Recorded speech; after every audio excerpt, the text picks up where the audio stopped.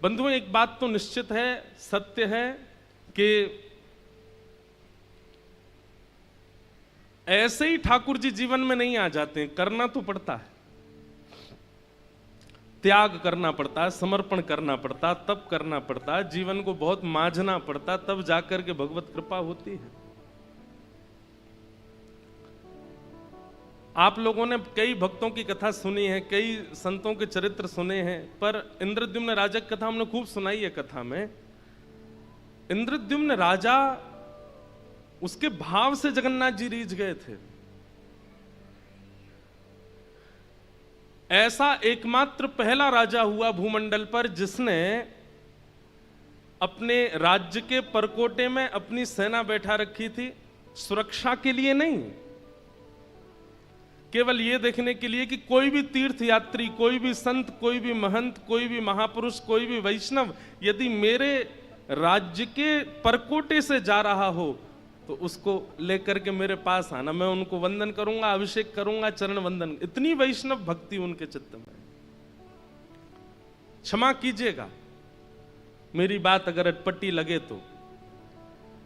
आप वैदिक नियमों में बहुत प्रवृत्त हैं, आप अनुष्ठानिक नियमों में बहुत प्रवृत्त हैं, आप शुद्ध आचरण आदि इन सब में होना ही चाहिए। वैदिक पद्धति, सनातन पद्धति, सबका पालन होना चाहिए, पर भगवत प्रसन्नता के लिए इन सबसे पुण्य तो प्राप्त कर लेंगे, इन सबसे वैकुंठ प्राप्ति का साधन, स्वर्ग प्राप्ति का साधन तो हो जाएगा, लेकिन महाप्रभु जी को प्राप्त करना है, ठाकुर जी को प्राप्त करना, उसके लिए केवल एक साधन है, वैष्णव सेवा। जितने भक्तन की सेवा, जितने वैष्णवों की सेवा आपसे बनेगी, उतनी जल्दी ठाकुर जी प्रसन्न होते हैं। इंद्रद्युम्न राजा को जगन्नाथ महाप्रभु ने उस दिन स्वीकार किया जिस दिन उसने ये नियम अपने राज्य में लगा दिया कि मेरे राज्य के परकोटे पर भी, सीमा पर भी यदि कोई वैष्णव आएगा तो ससम्मान ढोल नगाड़े साथ मेरे राज्य में लेकर के आओ। महाराज जी वो स्वयं तो कहीं तीर्थ में जाते नहीं थे। इंद्रद्युम्न राजा कैसे जाते थे पता है? सामने से कोई वैष्णव उसको सेना लेकर के आई तो उससे पूछते, भैया तुम कहां से आए हो? तो वो कहता मैं हरिद्वार से आया हूं। अच्छा हरिद्वार से आए, वहां तो गंगा जी बहती हैं? बोले हाँ। वहां तो हर की पेड़ी है? बोले हाँ जी। वहां तो पास में सुंदर पर्वत श्रृंखला दिखती है, वहां तो ऋषिकेश है, वहीं से बद्रीनाथ केदारनाथ के मार्ग जाते हैं? बोले हाँ जी। आप मेरे सामने बैठ जाइए ना। हरिद्वार से आए व्यक्ति को सामने बैठाते और इंद्रद्युम्न राजा नेत्र बंद करके कहते, अब मुझे बताइए वहां हवा कैसी चलती है, वहां के लोग कैसी बोली बोलते हैं, श्री गंगा जी का जल कितना शीतल है, वहां के पहाड़ कैसे दिखते हैं। और वो सामने वाला व्यक्ति प्रवचन में हरिद्वार की महिमा बताता और इंद्रद्युम्न नेत्र बंद करके मानसी तीर्थ यात्रा करके आते और तीर्थ यात्रा करके आके और फिर भंडारा करते। पूछते काय बात का भंडारा? बोले आज हम हरिद्वार होके आए हैं, गंगा स्नान करके आए हैं। ऐसे थे इंद्रद्युम्न राजा। कोई बद्रीनाथ से आ जाता तो उसके भाव से बद्रीनाथ घूमाते, वृंदावन घूमाते। और इतने परिपक्व हो गए थे इंद्रद्युम्न कि अब अगर कोई दोबारा हरिद्वार का व्यक्ति मिलता ना तो इंद्रद्युम्न उससे ज्यादा जानकारी दे देते हरिद्वार के बारे में। ऐसी उनकी भक्ति। बस मन में एक कामना थी कि महाप्रभु जी मेरे पास आ जाएं। पहले नील माधव भगवान विराजमान थे नीलाचल पर्वत पर, जिनकी सेवा का अधिकार आदिवासियों को ठाकुर जी ने दे रखा था। इंद्रद्युम्न, अब कथा तो बहुत बड़ी है, हमको भागवत जी में प्रवेश भी करना है, उतना तो विस्तार नहीं करेंगे। इंद्रद्युम्न राजा ने अपने भाई को भेजा कि मुझे स्वप्न में नील माधव भगवान ने आज्ञा की है कि मेरी सेवा प्रारंभ करो। बहुत ध्यान से सुनिएगा। नील माधव भगवान सीमित आदिवासियों से अपनी सेवा करा रहे थे, जिसका मार्ग आदिवासी अपने घर वालों को भी नहीं बताते थे। पर्वत पे एक गुफा में नील माधव भगवान बैठे हैं। लेकिन इंद्रद्युम्न राजा के भाई ने जैसे तैसे करके, थोड़ा उसको छल तो नहीं कहेंगे, लेकिन एक योजना बना करके नील माधव भगवान को देख लिया, लेकिन किसी कारणवश नील माधव भगवान अंतर ध्यान हो गए और सेवा इंद्रद्युम्न को प्राप्त नहीं हुई। तब इंद्रद्युम्न राजा ने इतनी विरह वेदना से महाप्रभु जी को पुकारा कि नाथ आप मेरे पास नहीं आए। तो भगवान ने आज्ञा की, बोले तुम चिंता नहीं करो, अब एक योजना से हम तुम्हारे पास आएंगे। भगवान ने आज्ञा करके कहा कि समुद्र में 3 दारू यानी कि लकड़ियां बहती हुई आएंगी, उनसे हमारा एक स्वरूप निर्माण कराओ। कैसा स्वरूप निर्माण? बोले कि वो उन दारू ब्रह्म को, उन लकड़ियों को कोई और आकृति दे ही नहीं पाएगा, जिसको मैंने चुना हुआ है वही आकृति देगा और वो अपने आप तुम्हारे पास आ जाएगा। सावधानी से सुनिएगा, कौन है महाप्रभु जगन्नाथ। तो इंद्रद्युम्न राजा ने गुंडीचा, जहां आज जा रहे हैं महाप्रभु जी, वहीं पर तीनों स्वरूपों को विराजमान किया। बड़े बड़े कारीगरों को बुलाया, बड़े बड़े मूर्तिकारों को बुलाया कि आप ठाकुर जी का स्वरूप बनाओ। मूर्तिकार पूछते कैसा स्वरूप बनाओ? बोले जैसा तुम्हारा मन करे बनाओ। तो कहते हैं मूर्तिकार जब अपने यंत्रों को लेकर के जाते और मूर्ति बनाने की जब चेष्टा करते तो ऐसी खन्न आवाज आती मानो जैसे ये लकड़ी नहीं, ये लोहा है। छेनी हथौड़ा टूट के गिर जाते, लेकिन किसी से भी स्वरूप निर्माण हुआ नहीं। तब विश्व के सबसे बड़े मूर्तिकार, कलाकार विश्वकर्मा, वे एक वृद्ध मूर्तिकार का रूप धारण करके आए और आकर के इंद्रद्युम्न राजा से कहा, भगवान मुझे एक बार अवसर दीजिए। तो इंद्रद्युम्न हंसने लगा। इतने बड़े बड़े कलाकार बंगाल के, उड़ीसा के, आदि आदि क्षेत्रों के सब हाथ खड़े कर गए। आप तो वयोवृद्ध हैं, आप तो शमशान में लकड़ियां बाट देख रही हैं, आप कहां जाओगे? बोले नहीं, आप एक बार मुझे अवसर दीजिए। गुंडीचा महारानी बोली, जब इतनों को अवसर दिया तो इनको भी दीजिए। राजा बोले ठीक है, आप जाइए, बनाओ, ठाकुर जी का स्वरूप बनाओ। जैसे ही आज्ञा प्रदान की तो विश्वकर्मा ही थे, उन्होंने कहा मेरा एक, फिर मेरी बात माननी पड़ेगी। बोले क्या? बोले आप मूर्तिकार के सिर पर खड़े होके बैठते हो, देखते रहते हो कैसा बनाओगे, क्या करोगे, ये सब नहीं, मुझे एकांत दीजिए। और 21 दिनों तक आप भीतर नहीं आएंगे, मैं अकेले बैठ करके ठाकुर जी का स्वरूप बनाऊंगा। इतना उत्सुक है इंद्रद्युम्न राजा, वो कैसे छोड़ दे ठाकुर जी को अकेला।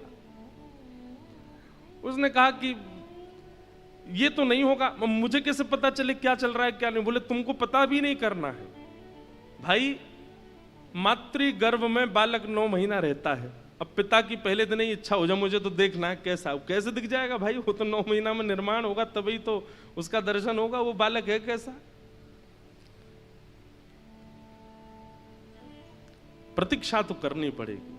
और बाकी भीतर से कुछ ना कुछ आवाज तुमको आती रहेगी छेनी हथौड़ा की, उससे समझ जाना ठाकुर जी निर्माण हो रहा है।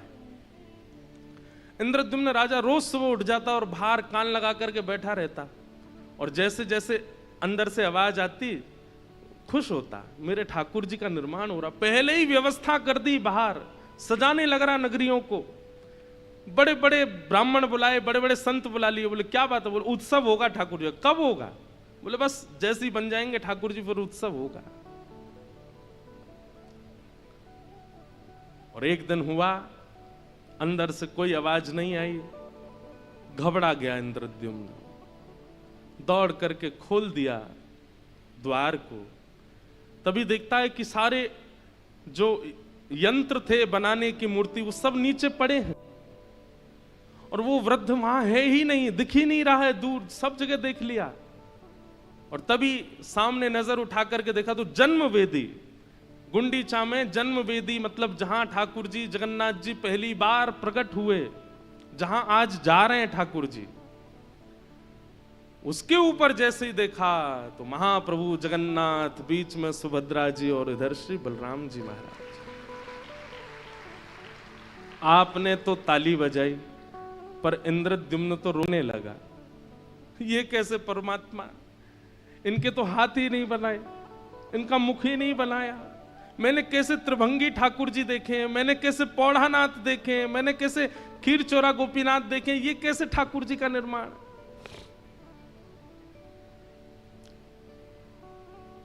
ठाकुर जी का स्वरूप देख करके सह नहीं पाया इंद्रद्युम्न और विरह वेदना में मूर्छित हो गया। और उसी मूर्छा में महाप्रभु जगन्नाथ जी प्रकट होकर के बोले, इंद्रद्युम्न व्याकुल मत हो, ये भी मेरा एक स्वरूप है। जब द्वारिका में रोहिणी मैया मेरी समस्त पटरानियों को कृष्ण लीला सुना रही थी, उस दिन ब्रज की याद करते करते प्रेम की 10वीं अवस्था में पार कर गया। और मेरा वही द्वारिकाधीश स्वरूप, जैसे हम लोग अत्यंत प्रेम में आते हैं तो नेत्रों से नीर गिरता है, लेकिन प्रेम की जब 10 अवस्थाएं पार हो जाती हैं तो प्रत्येक रोम पिघलने लगता है।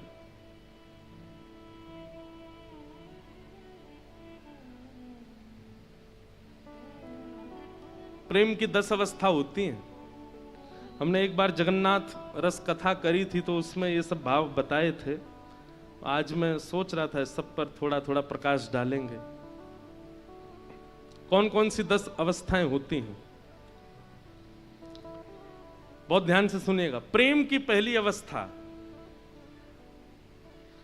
प्रतिकूलता भी अच्छी लगती है। किसी को पहली बार जब प्रेम होता है, और मेरी हाथ जोड़ के प्रार्थना, जितने भी युवा बैठे हैं, आजकल के छोरा छोरी वाले प्रेम में मत जाना, उसमें इन सब बातों को मत घटाना, ये ठाकुर जी के संबंध की बातें हैं। हाँ, प्रेम की पहली अवस्था क्या है? प्रतिकूलता भी प्रिय लगती है।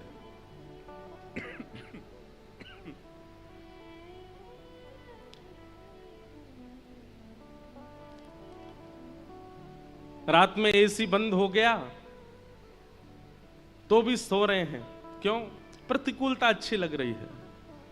रोटी के बिना भी अच्छा लग रहा है, बिना ठंडे पानी के भी मन लग रहा है। मतलब प्रतिकूल अवस्थाएं भी अच्छी लगती हैं जब प्रेम प्रारंभ होता है।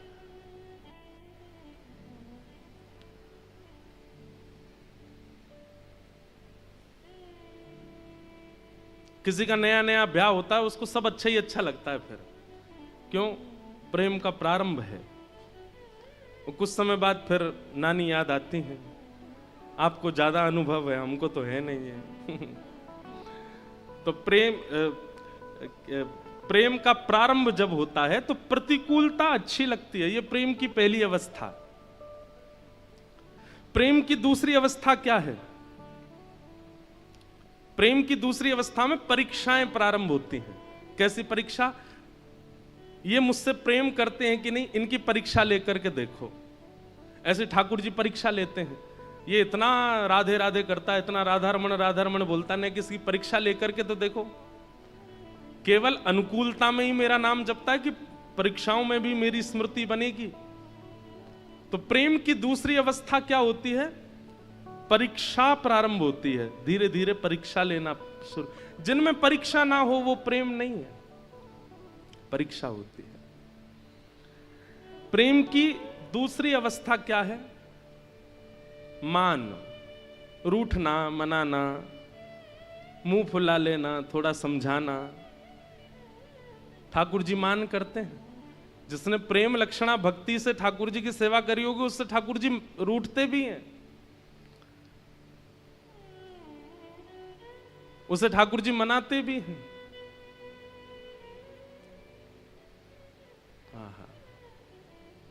तो प्रेम की तीसरी अवस्था क्या है? रूठना और मनाना।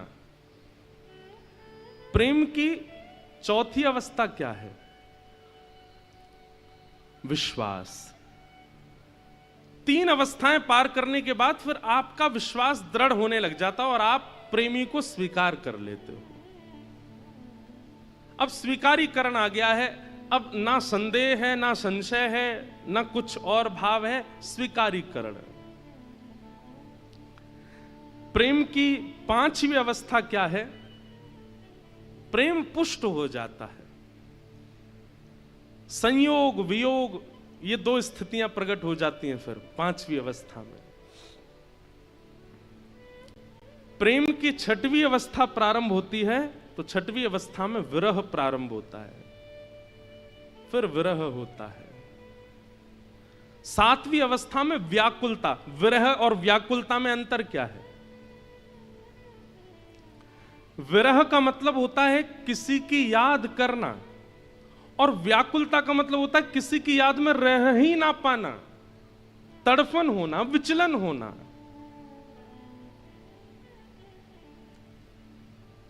एक होता है कि मुझे जल मिल जाता, जल होता तो मैं पी लेता, थोड़ा गला ठंडा हो जाता। लेकिन एक होता है कि बस भाई अब तो जल ही चाहिए और कुछ नहीं चाहिए। तुम चाहे दूध की बात करो, चाहे 56 भोग की बात करो, मुझे जल ही चाहिए। ये व्याकुलता, ये व्याकुलता प्रेम की सातवीं अवस्था है। सब लोग इधर देखो, ध्यान से देखो, सुनो। प्रेम की सातवीं अवस्था व्याकुलता।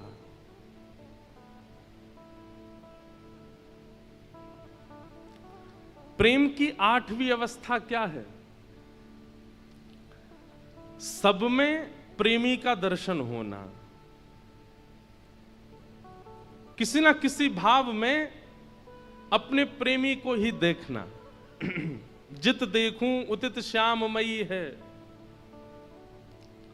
अरे जैसे मीराबाई किसी श्याम वर्ण को देखती थी तो उसके पास चली जाती और देखती रहती, और श्याम वर्ण का व्यक्ति कहता, बोले भाई हमको तो दुनिया नहीं देखती, तुम हमको क्यों देख रहे हो? बोले हम तुमको नहीं देख रहे हैं, हम ये देख रहे हैं कि ठाकुर जी तुम्हारे जैसे सांवरे होंगे।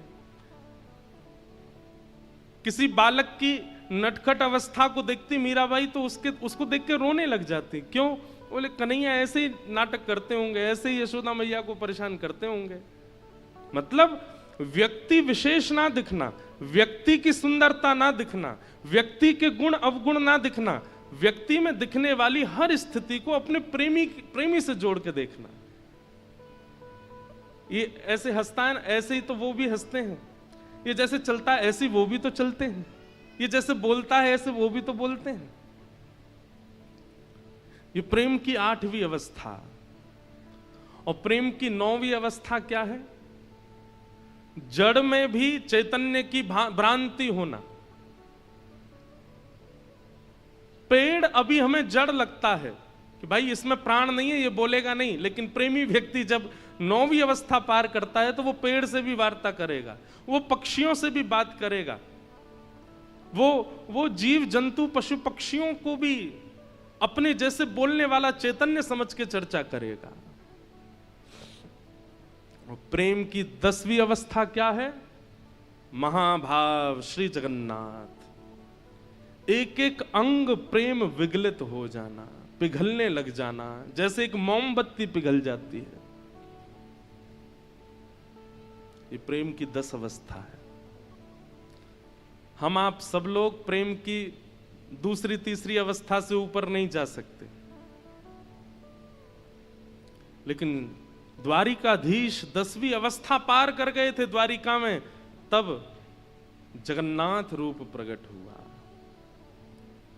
और ये सारी बातें मैं आपको बता रहा हूं, लेकिन इंद्रद्युम्न के स्वप्न में स्वयं जगन्नाथ जी बता रहे हैं, अरे इंद्रद्युम्न,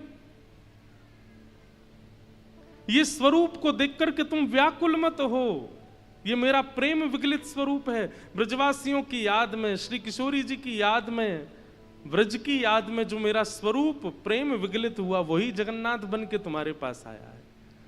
अरे तुम सबसे बड़े भाग्यशाली हो। बहुत ध्यान से सुनिएगा हमारी बात। त्रिभंग लली राधा रमण वृंदावन में है, पर त्रिभंग लली स्वरूप ठाकुर जी का गोलोक धाम में भी है। धनुषधारी ठाकुर जी अयोध्या में है, पर धनुषधारी ठाकुर जी साकेत में भी हैं। शंख चक्र गदा पद्मधारी ठाकुर जी दक्षिण में हैं, बद्रीनाथ में हैं, परंतु ये वैकुंठ में भी हैं। लेकिन महाप्रभु जगन्नाथ तो केवल और केवल और केवल इस धरा धरती पर है और कहीं नहीं है।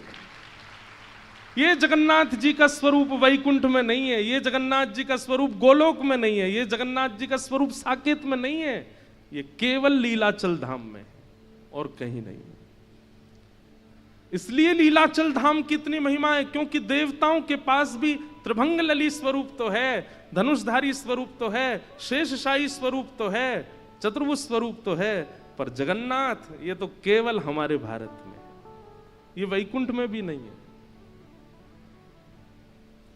और वो स्वरूप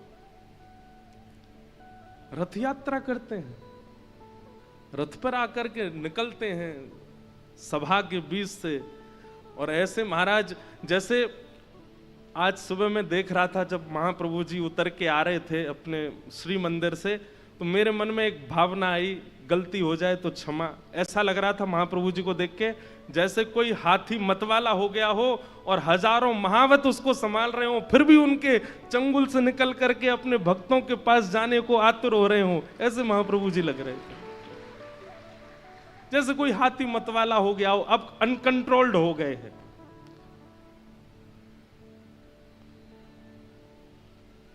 जब वो सिंह द्वार पर कैमरा वाले जो लगाए हुए थे, तो महाप्रभु जी जब सिडनी, अब जो लोग जगन्नाथपुरी नहीं गए उनको तो यहीं से प्रणाम है। जगन्नाथपुरी गए कितने लोग हैं? हाथ ऊपर करो। हे भगवान, 100% में से 25-30% लोग गए बस। बाकी के जितने यहां हाथ नीचे करके बैठे हैं, ये कथा पूरी करके बस योजना बनाओ कैसे भी जगन्नाथपुरी जाओ। भैया अंतिम श्वास कब आ जाए कोई पता नहीं है, उससे पहले अब सुनो, यहां से पधार करके अगर वैकुंठ चले भी गए तो जगन्नाथ जी तो वहां मिलेंगे नहीं। यहां से पधार के स्वर्ग भी चले गए तो वहां जगन्नाथ जी है ही नहीं, वो तो यहीं है। इसलिए देरी नहीं करो। इसके लिए तो हम आपसे निवेदन कर रहे हैं व्यासपीठ से कि महाप्रभु जी को देखा, एक बार उनका दर्शन कराओ, नेत्रों में बसाओ। और व्यवस्थाओं की चिंता करके मत जाना, बिल्कुल अव्यवस्था में जाओ। महाप्रभु जी व्यवस्था करते हैं सबकी। जो व्यवस्था करके जाते हैं ना, उनकी व्यवस्था उनके हाथ में होती है। और जो बिना व्यवस्था के जाते हैं, हम आपको सच बता रहे हैं, महाप्रभु जी व्यवस्था करते हैं उनकी। जाइए एक बार मिल के आ जाओ। साक्षात श्री कृष्ण यदि धराधाम पर कहीं हैं तो वो लीलाचल धाम में है, वो जगन्नाथ महाप्रभु। उनको आप कहेंगे तो क्या राधारमण जी नहीं है, तो बिहारी जी नहीं है, बद्रीनाथ भगवान नहीं है? ये भी हैं, पर इनमें श्री कृष्ण का अनुभव करने के लिए आपको बहुत पवित्र होना पड़ेगा, साधन से, नाम से, गुरु कृपा से, स्वाध्याय से, जप से, तप से। तब जाकर के इन क्षेत्रों में आप कृष्ण को अनुभव कर पाओगे। लेकिन आप जैसे हो वैसे चले जाओ, लीलाचल में जो जगन्नाथ हैं वो आपको कृष्ण ही दिखेंगे, वो वैसे ही हैं। उनके लिए कोई साधन करने, वो कलिकाल के ठाकुर हैं। कलयुग में जो सबसे ज्यादा सारे उसने दुर्गुण अपना रखे हो, वो भी आ जाओ, महाप्रभु जी उसको भी गले लगाते हैं। आप जैसे समय मिले, जितने लोगों ने हाथ नहीं खड़े किए सब जाना। हम तो यहां से कथा पूरी करते ही जा रहे हैं जगन्नाथपुरी। 2-3 दिन मिल रहे हैं हमको, बीच में सीधे जाएंगे ठाकुर जी की पहुंडी यात्रा और गुंडीचा मंदिर में ठाकुर जी का दर्शन करके फिर आएंगे वृंदावन गुरु पूर्णिमा उत्सव। तो भगवान ने इंद्रद्युम्न को आज्ञा की, बोले अरे पगले, तू पागल, तू क्या मूर्छित होके गिर गया? ये स्वरूप केवल तेरे पास है, ये वैकुंठ में भी नहीं है। तब इंद्रद्युम्न को होश आया और महाप्रभु जी के रूप को जब उसने देखा। बंधुओं एक बात बोलूं, आज रथ यात्रा है, लिख लीजिएगा, रथ यात्रा का एक नाम और है, इतना प्यारा नाम है, नहीं सुना होगा किसी ने। क्या नाम है पता है? नैन उत्सव। क्या नाम है? नैन उत्सव। आपको पूरी रथ यात्रा में केवल 2 नैन ही दिखेंगे और कुछ नहीं दिखेगा। इसलिए इस उत्सव का नाम ही है नैन उत्सव। महाप्रभु जी के आपको किलोमीटरों दूर से भी रथ को देखेंगे और रथ के भीतर जब झांक के देखेंगे तो पंडा पुजारियों के मुंड दिख रहे होंगे, किसी के शरीर दिख रहे होंगे, पर आपको महाप्रभु जी दिखें चाहे नहीं दे, नैन जरूर दिख जाएंगे। इसलिए इस उत्सव का नाम है नैन उत्सव। आपके और उनके नैन ही मिलेंगे, इसलिए इसका नाम ये नैन उत्सव है। स्नान पूर्णिमा का दिन था, जिस दिन महाप्रभु जी का रूप प्रकट हुआ। कलशों से स्नान कराया गया। ठाकुर जी बीमार पड़ गए। स्नान करते ही ठाकुर जी बीमार हो गए। फिर उसके बाद कुछ दिन तक ठाकुर जी चिकित्सा लेते हैं और फिर आज द्वितीया के दिन महाप्रभु जी रथ में विराजमान होके गुंडीचा जाते हैं। अब इसके पीछे लीला क्या है?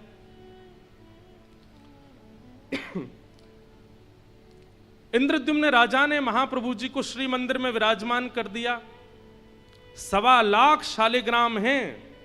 जिस जगह महाप्रभु जगन्नाथ जी बैठते हैं उसको रत्नवेदी कहते हैं। क्या बोलते हैं? रत्नवेदी। जहां ठाकुर जी आज जाके बैठेंगे उसको कहते हैं जन्मवेदी, और जहां महाप्रभु जी बैठते हैं उसको कहते हैं रत्नवेदी। पूरे विश्व में ऐसे रत्न खोजने से नहीं मिलेंगे जो रत्न उस रत्नवेदी के भीतर हैं, जहां महाप्रभु जी बैठते हैं। और 1.25 लाख शालिग्राम विराजमान है। साक्षात वैकुंठ ही है वो। वहां ठाकुर जी विराजमान हो गए। इंद्रद्युम्न राजा खूब सेवा करता था। एक दिन महाप्रभु जी बोले, हम तुम्हारी सेवा से बड़े प्रसन्न हैं, कुछ मांगो। तो इंद्रद्युम्न राजा ने एक वरदान मांगा कि हे नाथ, मेरा वंश आगे ना बढ़े। एक और बात, इंद्रद्युम्न राजा ने राज पदवी को त्याग पत्र दे दिया, अपनी राज पदवी भी छोड़ दी, महाप्रभु की सेवा में लग गए। बोले अब कौन है राजा? बोले लीलाचल धाम के राजा यही हैं। और एक बात कहें, बिना मुकुट के राजा। पहले ऐसे राजा हैं जो मुकुट ही नहीं पहनते। आज के दिन बस उस सीख का एक मुकुट पहनते हैं ठाकुर जी, तिल्ली मुकुट पहनते हैं, बाकी मुकुट नहीं पहनते, बिना मुकुट के राजा हैं। इंद्रद्युम्न ने इन्हीं को राजा बना दिया और कहा कि मेरा वंश आगे ना बढ़े। तो महाप्रभु जी बोले वंश क्यों ना बढ़े? बोले क्योंकि प्रभु ऐसा देखा गया है कि संपत्तिवान खानदान में जब बालक जन्म लेते हैं ना, तो आगे चल के संपत्ति का दुरुपयोग करते हैं। एक तो मैं वैसे ही राजा हूं, मेरी इतनी संपत्ति, ऊपर से आप भी आ गए तो और संपत्ति बढ़ेगी, कहीं बालक दुरुपयोग कर ना दें उसका। इसलिए मैं चाहता हूं बस मैं ही अंतिम रहूं। महाप्रभु जी बोले ठीक है। थोड़ी देर बाद गुंडीचा मैया आई। महाप्रभु जी ने उनसे भी कहा, बोले हम तुम दोनों से बहुत प्रसन्न हैं, हम राजा से तो मिल लिए, अब तुम बताओ तुमको क्या चाहिए? तो गुंडीचा मैया कहती एक पुत्र हो जाए, ऐसी कृपा कर दो। महाप्रभु जगन्नाथ जी बोले वाह, पति बोल के गया कि वंश ही आगे नहीं बढ़े और पत्नी कह रही एक पुत्र हो जाए। इंद्रद्युम्न राजा आ गए। महाप्रभु जी चिंता में बैठे हैं। बोले जय जय, कैसे आप इतने उदास क्यों हैं? बोले कि हम बड़ी दुविधा में हैं। तुमने कहा कि वंश आगे ना बढ़े और ये कह रही है एक पुत्र हो जाए। इंद्रद्युम्न तो नाराज हो गया गुंडीचा पे, तुमने महाप्रभु जी से संतान क्यों मांगी, संसार क्यों मांगा? महाप्रभु जी बोले तुम लोग बाद में लड़ना, पहले मेरी शंका का समाधान करो। मैं क्या करूं अब? ऐसे कैसे होगा? पति चाहता, पति नहीं चाहता, पत्नी चाहती है संतान, कैसे हम दे दें आपको? थोड़ी देर बाद महाप्रभु जी मुस्कुराने लगे। गुंडीचा मैया बोली जय जय, क्या आज्ञा है? बोले आज्ञा ये है कि अब आज से मैया हम ही आपके पुत्र हैं, आप हमें ही अपना बेटा मान लो, हम ही आपके पुत्र हैं। गुंडीचा मैया बोली आप तो भगवान बन के बैठे हो श्री मंदिर में, और बालक को तो गोद में खिलाने का सुख होता है, बालक को तो दूध पिलाने का सुख होता है, बालक के साथ खेलने का सुख होता है। महाप्रभु जी बोले मैया तो मैं बालक बन जाऊंगा, मैं साल भर यहीं बैठ कर के पर ब्रह्म बन के सबको दर्शन दूंगा, और ये आषाढ़ की द्वितीया जैसे ही प्रारंभ होगी मैं छोटा बालक बन जाऊंगा। देखना कैसे लुढ़कते हुए आऊंगा नीचे, ऐसे मटकते हुए आऊंगा, रथ पर बैठूंगा और आकर के धम्म से तुम्हारी गोद में बैठूंगा, खूब दूध पिलाना, खूब आनंद कराना, खूब खिचड़ी पवाना, और 9 दिन मैया तुम्हारी गोद में ही रहूंगा मैं। इसलिए आज ठाकुर जी बालक बन गए हैं, इसलिए बालकों की तरह झूम रहे हैं, बालकों की तरह आनंद कर रहे हैं। बंधुओं, 3.5 करोड़ तीर्थों के दर्शन करने की सामर्थ्य इस समय पृथ्वी में किसी में नहीं है। सारे तीर्थ जितने हैं पृथ्वी पर, उनके दर्शन करने की सामर्थ्य किसी मानव में नहीं है। लेकिन स्कंद पुराण में श्री वेदव्यास जी महाराज कहते हैं, गुंडीचा यात्रा के बाद जब महाप्रभु जी जन्म वेदी पर अभी जहां विराजेंगे, इन 9 दिनों के अंदर महाप्रभु जी का दर्शन यदि एक झलक भी कोई व्यक्ति पालेगा तो उसको 3.5 करोड़ तीर्थों के दर्शन का पुण्य प्राप्त हो जाएगा।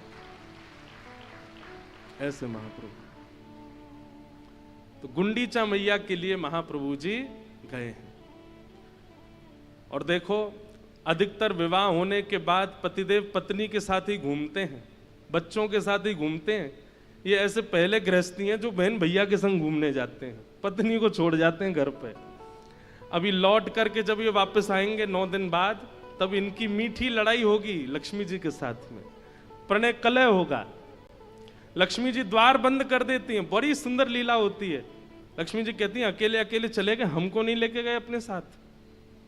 तो महाप्रभु जी, नीचे से महाप्रभु जी के पुजारी, ऊपर से लक्ष्मी जी के पुजारी आपस में बात करते हैं। तो लक्ष्मी जी के पुजारी जी कहते हैं, अकेले अकेले गए, हमको नहीं लेके गए साथ में। तो महाप्रभु जी कहते हैं, देवी तुम बड़ी कोमल हो, तुम्हारे पैर में छाले आ जाते, कैसे लेके जाता, इसलिए तुमको छोड़ गया था। हमारे लिए क्या लाए हो? तो पहले ठाकुर जी साड़ी दिखाते हैं, लक्ष्मी जी कहती हैं तो भरी पड़ी है। फिर गहने दिखाते हैं, बोले मैं लक्ष्मी हूं, मुझे गहने दिखा रहे हो आप? तो अंत में ठाकुर जी रसगुल्ला दिखाते हैं, तब लक्ष्मी जी खुश होती हैं, तब द्वार खुलता है और महाप्रभु जी भीतर जाते हैं। ऐसी अद्भुत लीला जगन्नाथ धाम में ठाकुर जी करते हैं। हमारे चैतन्य महाप्रभु जी ने तो कभी नीलाचल धाम को उड़ीसा में है, लीलाचल है, कोई अलग है वृंदावन से माना ही नहीं, उसको वृंदावन ही माना। ये महोदधि समुद्र साक्षात यमुना जी हैं, श्री मंदिर साक्षात द्वारिकापुरी है, गुंडीचा साक्षात वृंदावन है, ये लीलाचल पर्वत साक्षात गिरिराज जी हैं, वो उसी भाव से रहते थे लीलाचल धाम में। ऐसे लीलाचल धाम के हमारे महाप्रभु जगन्नाथ जी आज रथारूढ़ हुए हैं, उन्हें बारंबार प्रणाम। बोलो जगन्नाथ महाप्रभु की जय। अब ऐसे हैं, हम पे तो चर्चाएं अनेक हैं महाप्रभु जी की, लेकिन ये सूक्ष्म चर्चा आज गिरधर लाल जी का भी रथ तैयार है और बीच में भी रथ की सुंदर व्यवस्था हुई है रथ यात्रा की। कथा के विश्राम में आज रथ यात्रा उत्सव होगा। आप सब लोग अपने स्थान से दर्शन कर लेना प्यारे गिरधर लाल जी का। आइए अब कथा में प्रवेश करते हैं। बोलो वृंदावन बिहारी लाल की जय, श्री जगन्नाथ महाप्रभु की जय, जय जय श्री राम। बड़े महापुरुष सब यहाँ पधारे हैं। आज एक युवा बाल व्यास हमारे हरिद्वार के एकलव्य जी, हरितोष जी आए हैं, इनको भी बहुत बहुत प्रणाम। बड़े अच्छे विद्वान हैं, वो बड़ी युवा अवस्था में, छोटी अल्प अवस्था में खूब अच्छी भागवत की चर्चा करते हैं। सब आगंतुकों को बारंबार प्रणाम। कल हम लोग भागवत जी के प्रथम स्कंद के मंगलाचरण श्रवण कर रहे थे और मंगलाचरण श्रवण में ही कल पूरा समय निकला। आज जहां तक चर्चा हो पाएगी वहां तक करेंगे। और ऐसा तो होगा नहीं कि बीच बीच में महाप्रभु जी नहीं आएंगे, वो तो आते रहेंगे। आज तो उनका दिन है, वो तो आते ही रहेंगे। और अब तो कथा के विश्राम तक महाप्रभु जी आते ही रहेंगे। कोई ना कोई चर्चा श्री जगन्नाथ जी की चलती ही रहेगी।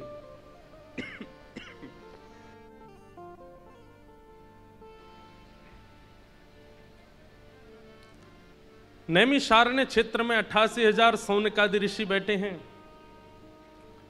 और सूत जी महाराज से मानव कल्याण के लिए प्रश्न करते हैं।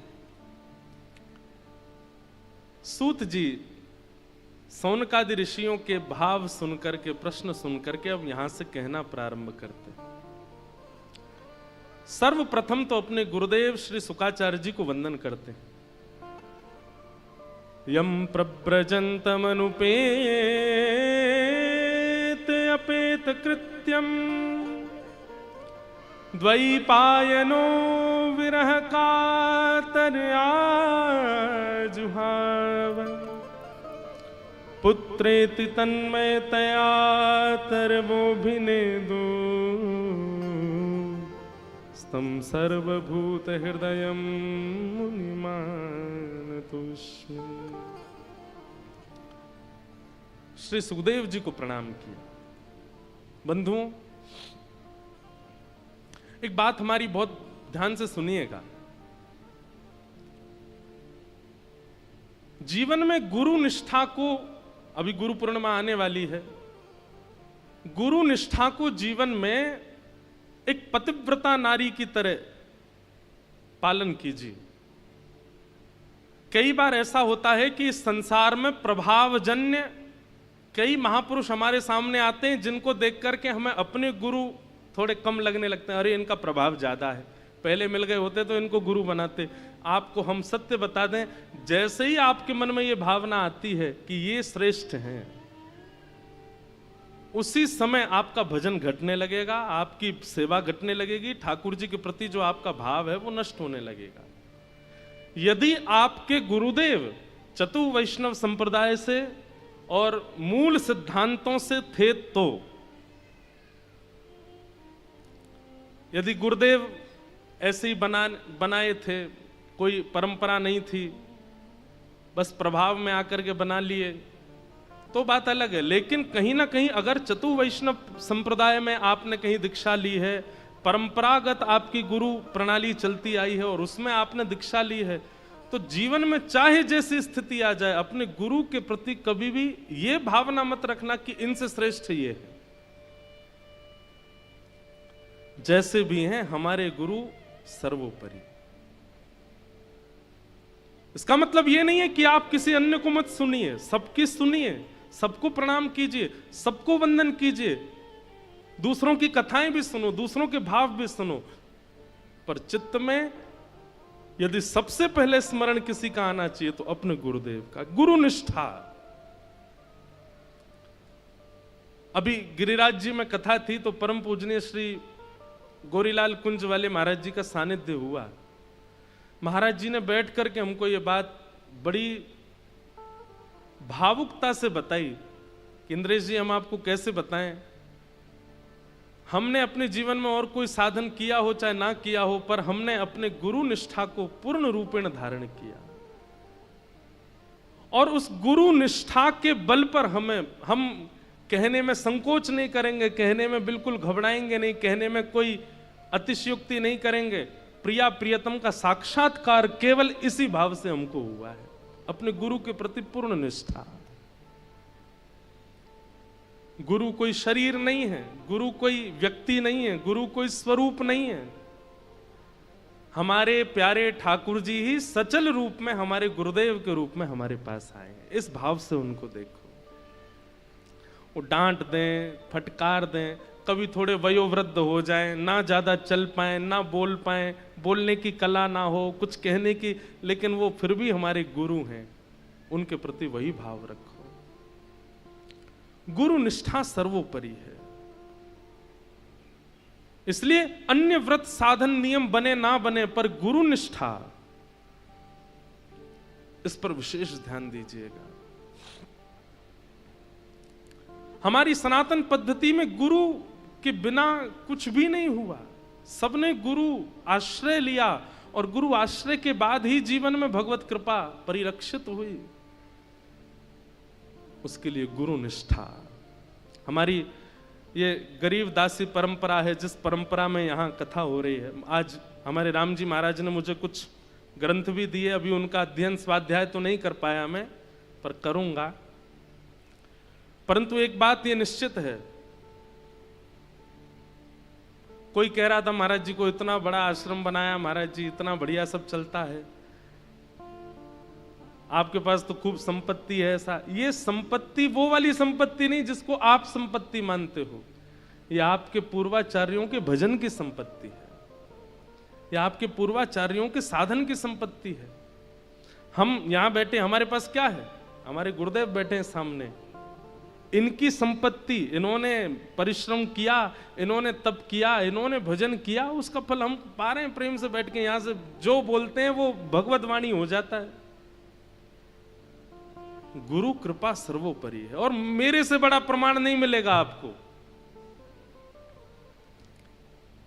हम अपने गुरुदेव के सामने बैठ करके बोल रहे हैं तो कोई बहुत बड़ी बात बोल रहे हैं ऐसा नहीं समझिएगा।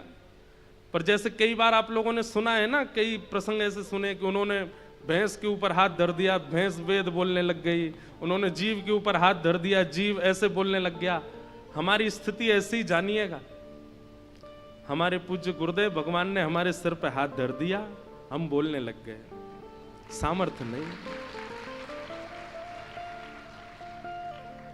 आपके पूज्य गुरुदेव, हमारे दादा गुरुदेव अनंत श्री विभूषित श्री रामानुज प्रपन्नाचार्य गुरु जी, जिनको वृंदावन में कहते कि भाई श्रीमद् भागवत जी सचल अगर देखनी हो तो पूज्य ठाकुर जी के गुरु जी का दर्शन करो, चलते फिरती भागवत जी। ऐसे पूज्य गुरुदेव भगवान, ये परंपरा से प्राप्त है। और एक बात कहें, गंगा जी इस बात का प्रमाण है। दिलीप के तप करने से गंगा जी नहीं आई। उनके वंश में कितने लोगों ने आकर के गंगा जी की तपस्या की, लेकिन गंगा जी का प्रादुर्भाव तभी हुआ जब 3-4 पीढ़ियां तप करके चली गई। भगीरथ आए और भगीरथ ने तप किया, मां गंगा पृथ्वी पर आ गई और नाम भागीरथी पड़ गया।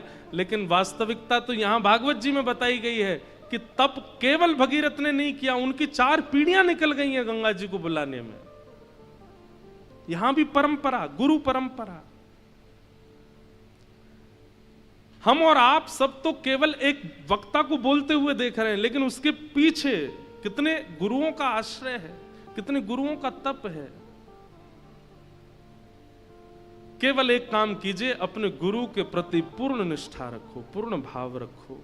वो जैसे भी हैं उनके प्रति यही रखो कि यही हमारे चलते फिरते जगन्नाथ जी। आज जो जगन्नाथपुरी नहीं गए होंगे, यदि अपने गुरुदेव के समीप बैठे हो तो अपने गुरुदेव के युगल चरणों में ही पुष्प अर्पित करना और उन्हीं को जगन्नाथ जी मान करके उन्हीं की आरती कर लेना। आप ही हमारे जगन्नाथ जी हो, आप ही हमारे वंदनीय हो। गुरु निष्ठा। श्री सूत जी महाराज ने अपने गुरुदेव का स्मरण किया और तत्पश्चात अब यहां से सूत जी कहना प्रारंभ करते हैं। एक बहुत सुंदर बात यहां कहते हैं, सवै पुंसां परो धर्मो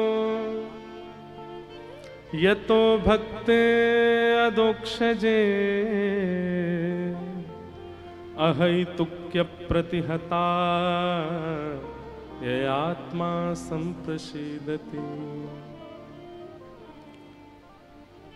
परम धर्म, धर्म और परम धर्म, इन पर कल चर्चा हो रही थी। परम धर्म क्या है? बोले सवै पुंसाम परो धर्मो यतो भक्तिर अदोक्षजे। अदोक्षज भगवान की कैसी भक्ति? बोले प्रेम लक्षणा भक्ति। एक होती है श्रद्धाजन्य भक्ति, एक होती है भावजन्य भक्ति, एक होती है शास्त्रजन्य भक्ति और एक होती है प्रेम लक्षणा भक्ति। प्रेम लक्षणा भक्ति जीवन में प्रकट होना, यही परम धर्म है। आप हनुमान चालीसा बोलते आए, आप हनुमान जी पर चोला चढ़ाते आए, सोमवार के दिन महादेव का अभिषेक करते आए, गंगा स्नान करते आए, अब तक केवल इनको नियम मान करके किया था। लेकिन किसी दिन ये भाव में परिवर्तित हो जाएं, किसी दिन ये प्रेम में परिवर्तित हो जाएं। जैसे कोई संबंधी के साथ आपका भाव रहता है, वैसा संबंध ठाकुर जी के प्रति परिलक्षित हो जाए, तब वो प्रेम लक्षणा भक्ति हो जाएगी। और प्रेम लक्षणा भक्ति ही प्रत्येक जीवात्मा का परम धर्म है। ठाकुर जी से प्रेम होना, श्रद्धा होना, विश्वास होना, समर्पण होना, ये सब एक बात है। प्रेम होना ये विशेष बात है। ठाकुर जी से प्रेम नहीं हो पाता सबका। और मेरे कहने से, आपके सुनने से ये प्रेम प्रकट हो जाए, इसकी संभावना भी अति नहीं है। एक बात सुनिएगा, मेरी कथा सुनाने से श्रद्धा जन्म ले लेगी, मेरी कथा सुनाने से विश्वास हो जाएगा, मेरी कथा सुनाने से, मतलब मेरी यूं न सोचना मैं अपनी कह रहा हूं, कथा किसी की भी सुनो, श्रद्धा उत्पन्न हो जाएगी, विश्वास उत्पन्न हो जाएगा। समर्पण उत्पन्न हो जाएगा। पर प्रेम उत्पन्न तो तब होगा जब वो चाहेंगे, जब ठाकुर जी चाहेंगे। वक्ता तो केवल समर्पण आपके द्वारा करवा देगा, गुरुजन तो आपके द्वारा भक्ति करवा देंगे, आपके द्वारा श्रद्धा परिवर्तित करा देंगे। लेकिन प्रेम तो तब होगा जब ठाकुर जी चाहेंगे, और वो चाह जाएं। इसी के लिए तो कथा सुनी जा रही है, इसी के लिए तो वक्ता के द्वारा, गुरु के द्वारा निर्माण किया जा रहा है। कथा पंडाल क्या है पता है? बहुत ध्यान से सुनना, एक भाव मन में आ रहा है। कथा पंडाल क्या है? श्रृंगार ग्रह। क्या है? श्रृंगार ग्रह। और यहां वक्ता अपने गुरु के द्वारा प्राप्त किए हुए ज्ञान से, भक्ति के और भाव रूपी इन श्रृंगार यत्नों से आपका श्रृंगार कर रहा है। श्रोता ये सारे श्रृंगार कराने बैठे, सबका श्रृंगार कर रहा है। यहां श्रृंगार कराने के बाद श्रृंगार किया क्यों जाता है? किसी को रिझाने के लिए। और यहां वक्ता जब श्रृंगार कर देता है, तब आप लोग जाओगे, फिर राधा रमन जी जाओगे, राधा वल्लभ जी जाओगे, बद्रीनाथ जाओगे, जगन्नाथपुरी जाओगे, उनके सामने जाओगे, तब आपके उस श्रृंगार को महाप्रभु जी देखेंगे। अगर उस श्रृंगार से वो रीझ गए तो आप में प्रेम उत्पन्न हो जाएगा, और यदि अभी भी श्रृंगार में कटौती रहेगी तो बार बार कथा और सुननी पड़ेगी। समझ में आई बात? जब तक संसारी भाव से नहीं समझाओ नहीं समझ आती है। कोई लड़का वाले आ जाएं घर पे देखने लड़की को, तो लड़की उस दिन बढ़िया वाला श्रृंगार करने जाती है, उसको हम भा जाएं तो हमारा ब्याह होगा। बाकी के दिन चाहे जो भी पहले, उस दिन सबसे महंगा वाला कपड़ा पहनती है। उस दिन ऐसा मत सोचना मुझे अनुभव है, तो मैं ऐसे ही बता रहा हूं, तो देखी सुनी बात है।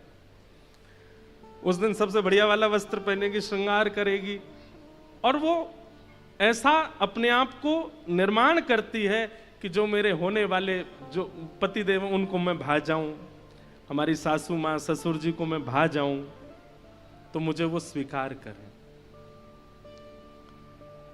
लेकिन कई बार ऐसा होता है कि जो आए हैं देखने वाले, उनको शायद नहीं भाया, तो वो बाद में फिर मना कर देते हैं, अभी भाया नहीं।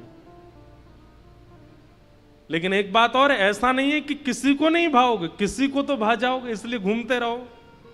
राधा रमन जी को नहीं भाई तो राधा वल्लभ जी को भा जाओगे, राधा वल्लभ जी को नहीं भाई तो बिहारी जी को भा जाओगे, उनको नहीं भाई तो राधा मदन मोहन जी को भा जाओगे, जगन्नाथ जी, किसी को तो भाओगे। लेकिन भाना ना भाना ये उन पर निर्भर करता है। इसलिए यहां इतनी सचेत होकर के बैठिए कि वक्ता के द्वारा जो शब्द हमारा श्रृंगार करने आए हैं मन का, वो श्रृंगार से कहीं हम चूक ना जाएं। क्योंकि अगर वो श्रृंगार श्रेष्ठ हो गया तो ठाकुर जी को भा जाएंगे, ठाकुर जी को प्रिय लग जाएंगे। और जिस दिन ठाकुर जी को प्रिय लग गए तो यह परम धर्म प्रकट हो जाएगा। क्या? यतो भक्तिर अदोक्षजे, अदोक्षज भगवान की प्रेम लक्षणा भक्ति प्रकट हो जाएगी। मीराबाई प्रेम लक्षणा भक्ति के अधिकारिणी हैं। सूरदास, कुंभनदास, रैदास, कृष्णदास, हमारे माधव दास जगन्नाथ महाप्रभु के परम भक्त, बलराम दास जगन्नाथ जी के भक्त, जगन्नाथ भगवान के भी पंच सखा हैं, उनमें एक माधव दास, एक बलराम दास, एक रघुनाथ दास, ऐसे 5 सखा हैं। ये सब प्रेम से भजने वाले हैं, जिनको ठाकुर जी ने स्वीकार कर लिया, उनकी प्रेम लक्षणा भक्ति पर स्वीकार कर लिया। तो यहां पर सूत जी कहते हैं कि भैया कथा सुनने के पीछे एक ही उद्देश्य रखो कि हमारे चित्त में प्रेम लक्षणा भक्ति प्रकट हो। और प्रेम लक्षणा भक्ति प्रकट होगी तो स्वर क्या निकलेगा मुख से? मेरो मन वृंदावन में अटका, मेरो मन वृंदावन में अटका, मेरो मन हरि चरणन में अटको, मेरो मन हरि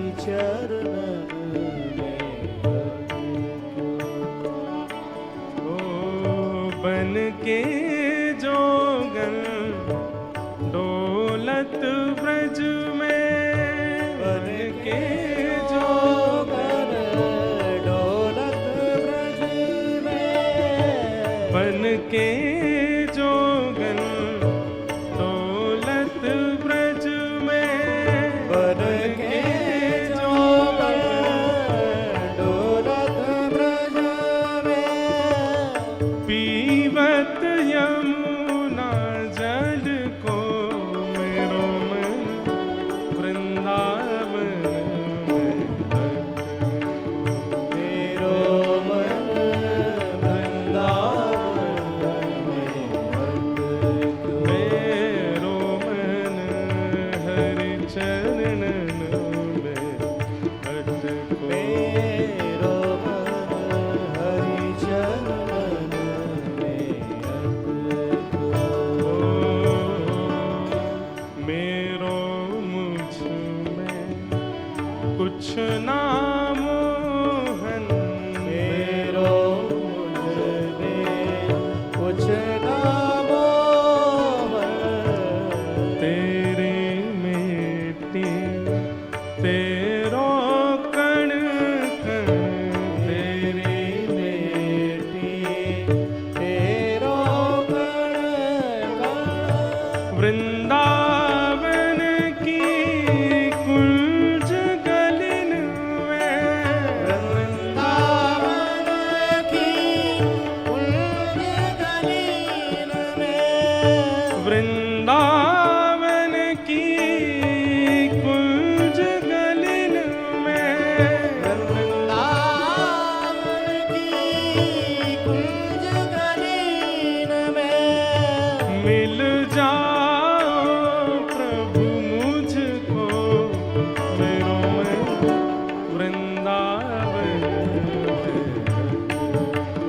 मेरो मन वृंदावन में अटको। मेरो मन हरि चरणन में ओ अटको। मेरो मन हरि श्री चरण वृंदावन में हरि लाल की। करताल बजा के गाओ। ये प्रेम लक्षणा भक्ति का स्वर है।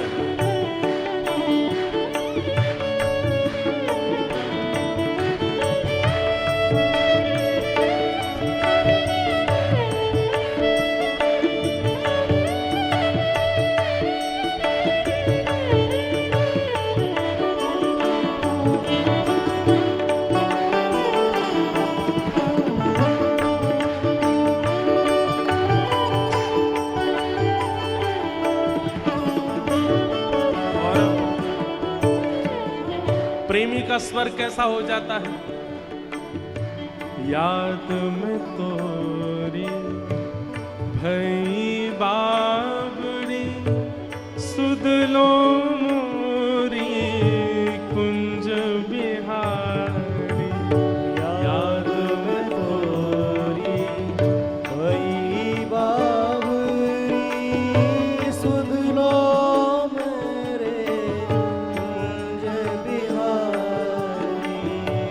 याद में तोरी भई बाबरी, सुध लो मोरी कुंज बिहारी। याद में तोरी भई बाबरी, सुध लो मोरी कुंज बिहारी। अंत समय आनंद मिले मोहे, अंत समय आनंद मिले मोहे। अंत समय आनंद मिले मोहे। अंत समय आनंद मिले मोहे। बस वेणु के रस को मेरो मन वृंदावन में अटको।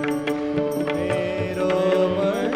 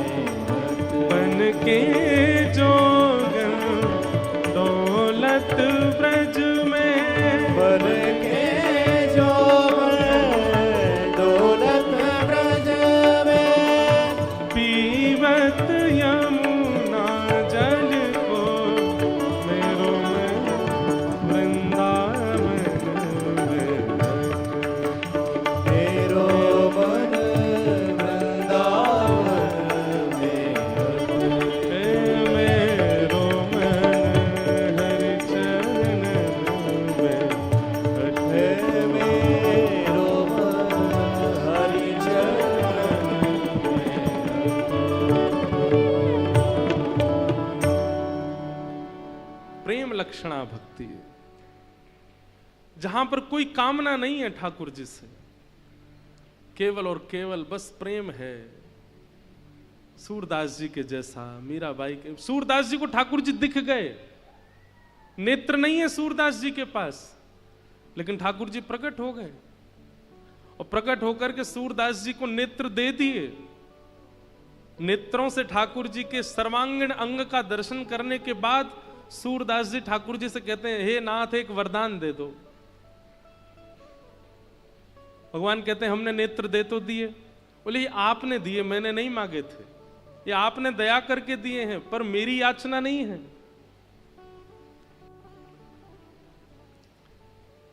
अब मैं मांग रहा हूं, अब दे दीजिए। ठाकुर जी बोले क्या चाहिए? बोले जो नेत्र आपने दिए अब ये वापस ले लीजिए, अब नहीं चाहिए।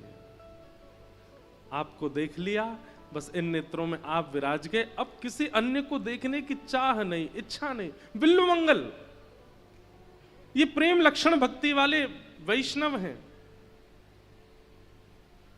सूरदास, विल्लु मंगल जी तो सुंदरता कहीं भी देखते तो उनको इतना चाव होता देखने का, लेकिन एक घटना ऐसी घटी जीवन में कि उसके बाद अपने नेत्र सुई से अपने आप ही फोड़ लिए।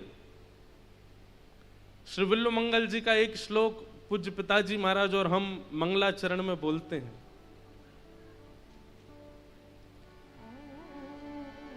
ऐसे विल्लु मंगल, तो ये प्रेम लक्षण भक्ति है। ये आपके चाहने से नहीं होगी, ये मेरे चाहने से भी नहीं होगी,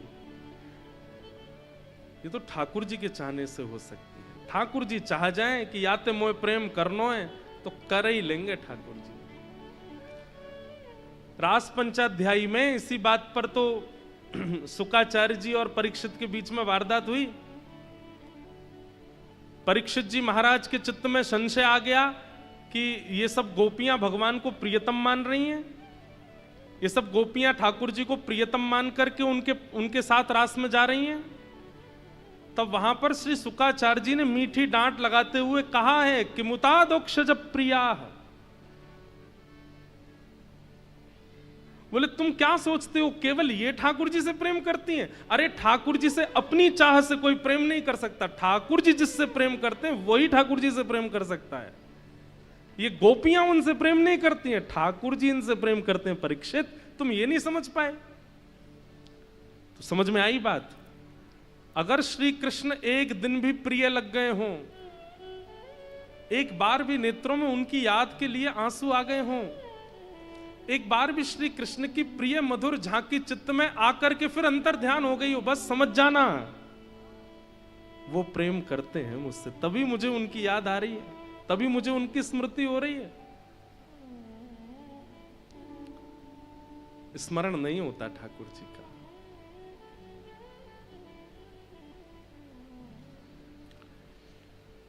सूत जी कहते हैं